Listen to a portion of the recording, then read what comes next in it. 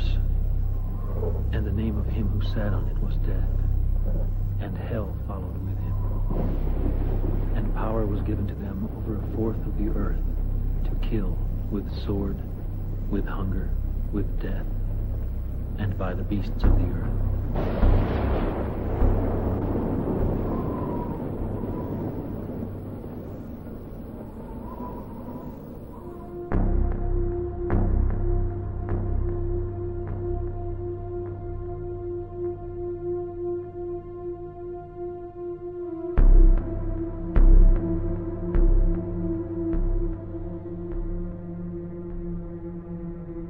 The U.S. Geological Survey says a 7.2 magnitude earthquake hit southwestern Mexico.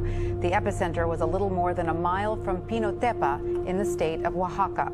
The quake set off alert system in the country's capital, where people fled buildings. Last September, a 7.1 magnitude quake in the region left 369 people dead.